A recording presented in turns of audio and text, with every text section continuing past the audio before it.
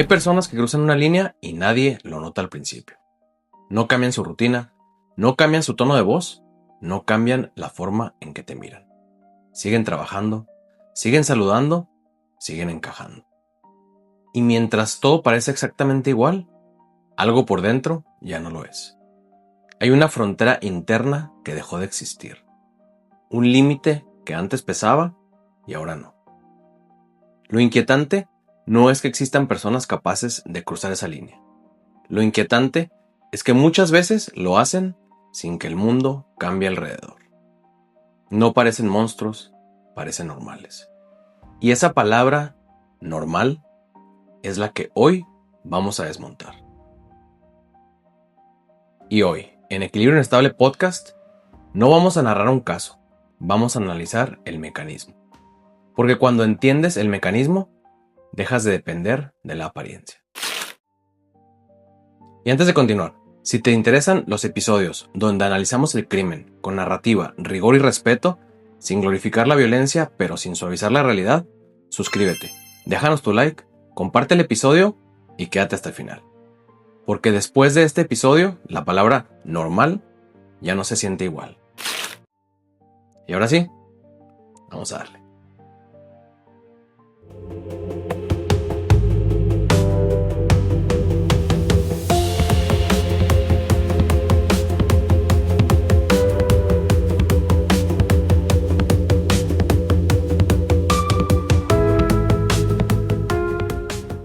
Nos tranquiliza creer que el mal tiene señales claras, que hay algo en la mirada, algo en la postura, algo que delata.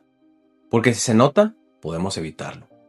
Pero la historia criminal documentada dice algo distinto.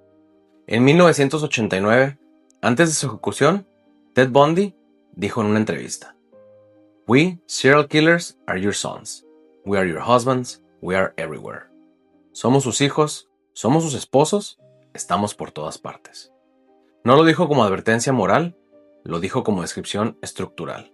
La máscara funciona. Y si la máscara funciona, la apariencia deja de ser una garantía. La máscara no es improvisación, es aprendizaje. Desde pequeños entendemos que conductas generan confianza. Sonreír, escuchar, adaptarse.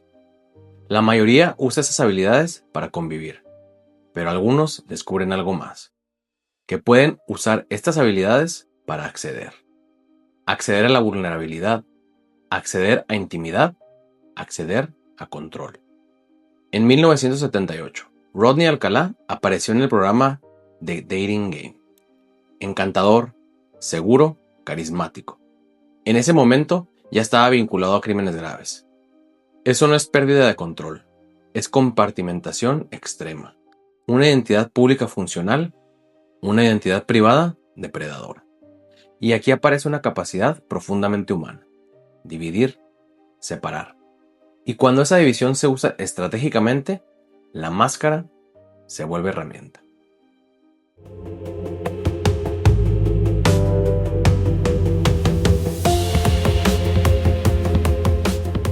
La conducta no solo es filosofía, es biología. La amígdala participa en la respuesta emocional, especialmente miedo. La corteza prefrontal participa en inhibición y juicio moral. En estudios sobre rasgos psicopáticos se ha observado menor activación en regiones relacionadas con respuesta ante el sufrimiento.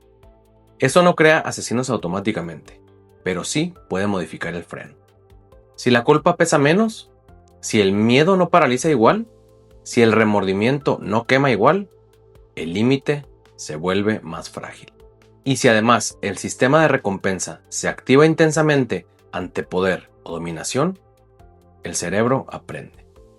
El cerebro no distingue moral, distingue refuerzo. Y lo que se refuerza, se repite.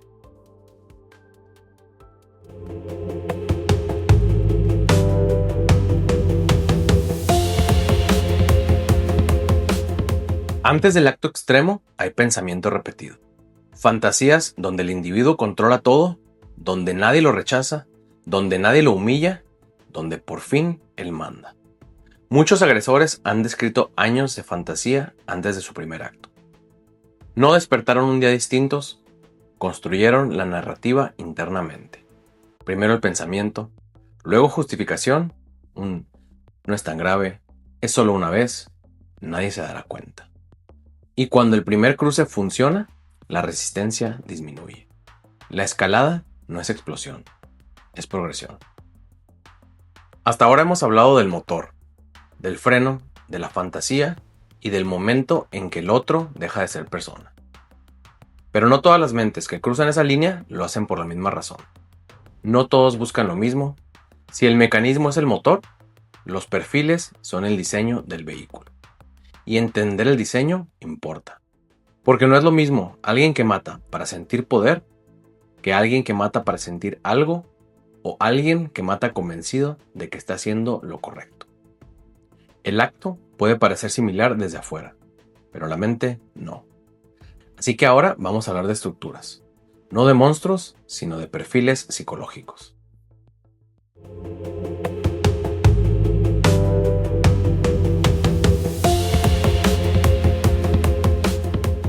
Control como arquitectura mental. Hasta ahora hablamos del mecanismo. Ahora vamos a ver cómo se ve ese mecanismo cuando toma forma. El perfil organizado no es el que pierde el control, es el que lo administra. Aquí no hay explosión emocional desbordada.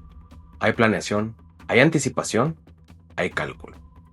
Este perfil suele mostrar capacidad para sostener fachada social, vida aparentemente funcional, planeación previa, minimización del riesgo y movilidad estratégica.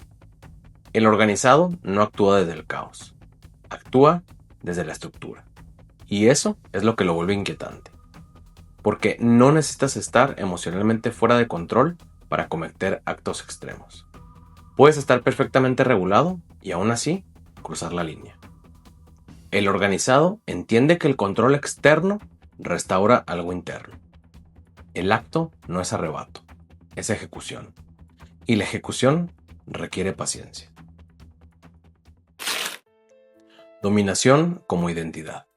Hay una diferencia sutil pero importante entre el organizado y el perfil de poder y control. El organizado busca estructura, el de poder y control busca dominación psicológica. Aquí el núcleo no es simplemente el acto, es la sensación de superioridad, de decidir, de imponer. El crimen se convierte en afirmación de identidad. Yo mando. Y cuando alguien necesita afirmar su identidad a través del dominio extremo, la violencia puede convertirse en la herramienta. Un ejemplo es John Wayne Gacy. Condenado por 33 asesinatos, mantenía un negocio propio, participaba en su comunidad. Lo que aparece repetidamente en análisis del caso es el patrón de control sostenido. No era solo matar, era someter. Otro ejemplo es Dennis Rader, conocido como BTK. Durante años envió cartas describiendo sus crímenes y buscaba reconocimiento. No solo quería cometer el acto, quería narrarlo. Quería mantener el control incluso después. Rader fue arrestado en 2005 después de décadas sin ser identificado. Aquí el poder no termina en el crimen, continúa en la narrativa. El perfil poder-control necesita que el otro sea reducido. Y cuando el otro se convierte en objeto, la conciencia se apaga más fácilmente. Perfil hedonista. La gratificación como motor. Ahora entramos a otro combustible. No estructura, no dominación ideológica, gratificación. El perfil hedonista comete el acto porque le produce algo. Puede ser excitación, puede ser alivio, puede ser sensación de intensidad. El punto no es solo el daño, es la experiencia interna. En el caso de Jeffrey Dahmer, arrestado en 1991, confesó 17 asesinatos. En entrevistas posteriores dijo, "I just wanted to keep them with me". No era simplemente violencia descontrolada, era una búsqueda distorsionada de posesión y permanencia. Yo solo quería mantenerlos conmigo. Otro ejemplo es David Berkowitz, conocido como Son of Sam. Aunque el caso tiene elementos complejos y él mismo dio explicaciones contradictorias, durante sus ataques, en los años 70, el patrón muestra búsqueda de intensidad y notoriedad. Fue arrestado en 1977. El hedonista no siempre busca poder estructural, busca sensación. Y cuando la sensación disminuye, aparece la tolerancia. Y la tolerancia lleva a la escalada, como cualquier circuito de recompensa.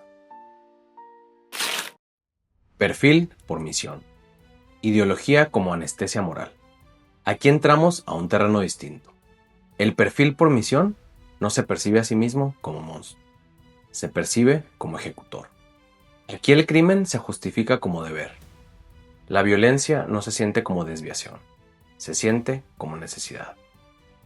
En 2011, Anders Breivik asesinó a 77 personas en Noruega. Durante el juicio, afirmó que sus actos eran atroces pero necesarios. Ese es el núcleo de perfil por misión. Cuando el otro se convierte en símbolo, deja de ser humano. Y cuando deja de ser humano, la culpa se diluye. Otro ejemplo histórico es Joseph Paul Franklin, quien cometió asesinatos motivados por ideología racista en los años 70 y 80. En estos perfiles, la ideología reemplaza a la empatía, y cuando la empatía desaparece, el límite moral se vuelve irrelevante.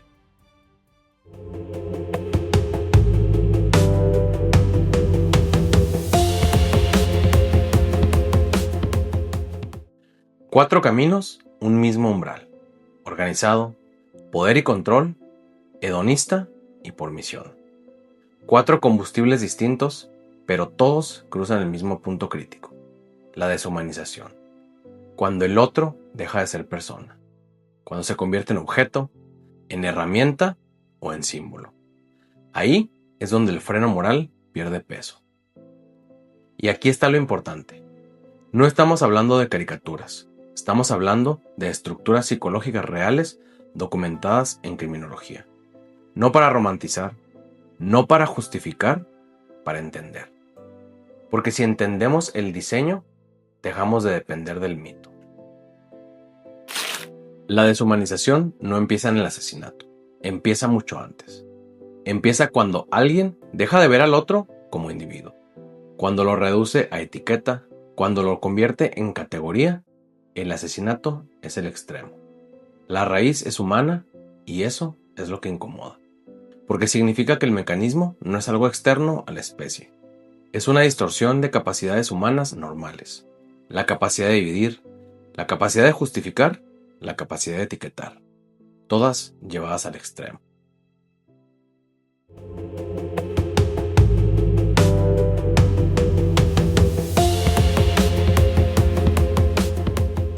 Si este episodio cambió la forma en que entiendes la palabra normal, compártelo. No por morbo, no por impacto fácil, compártelo porque entender el mecanismo importa. Suscríbete a Equilibrio Inestable Podcast y síguenos en todas nuestras redes. Estamos en Instagram, YouTube y Facebook como @Equilibrio Inestable Podcast y en X como @EquilibrioInPod. También estamos en Spotify, Apple Podcast y iHeartRadio, para que nos escuches donde quieras y cuando quieras. Si quieres más episodios donde no solo contamos historias, sino que las analizamos, las desarmamos y las entendemos desde raíz, este es tu espacio. Aquí no romantizamos el mal, no lo convertimos en espectáculo, lo estudiamos, lo cuestionamos y lo miramos de frente. Porque el peligro no es que existan monstruos. El peligro es creer que siempre podremos reconocerlos. Y a veces, la diferencia entre la oscuridad y la conciencia es simplemente entender cómo funciona el mecanismo. Hasta el próximo.